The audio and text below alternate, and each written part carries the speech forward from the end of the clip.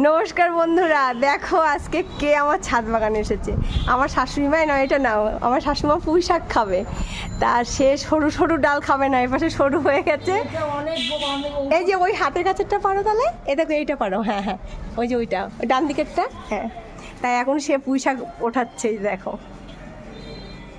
আজকে বললাম নিজের হাতে ছেড়ো।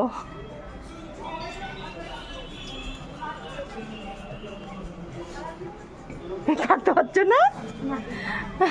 দেখো একটা পুঁই শাক কাটতে পারছে না। এই তো কেটেছে। আর একটা ডাল পারো, দেখো। আর পারবে না? তাহলে চলে আসো তাহলে। ঠিক আছে, কাটো কাটো। এই যে, এই দেখো কত মোটা মোটা পুঁই শাক ওঠালো। আমার আনন্দ পেয়েছো না বলো, ছাদ বাগান থেকে পুঁই শাক উঠালা? খুব মোটা হয়েছে। এই দেখো এখনো কত রয়েছে। পাতা ছিটতে হবে না, অত পাতা কে খাবে? এখন ধরো আমার দর্শকদের দেখায় আমার শাশুড়িমা কোথায় উঠে দেখো পোশাক পারলো। দেখো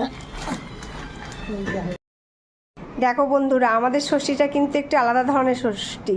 সবাই শ্বশুর বাড়িতে যায় জামাই, আর আমার শ্বশুর শাশুড়িকে নিয়ে আমি ষষ্ঠী খাবো পালন করছি। তাই আমার শাশুড়ি মা তার পছন্দের পুঁই শাক, আমাদের রান্নাই হয় না, তার পুঁই শাক পেরে আবার এই যে কেটে কুটে দিল, আমি এখন রান্না করব।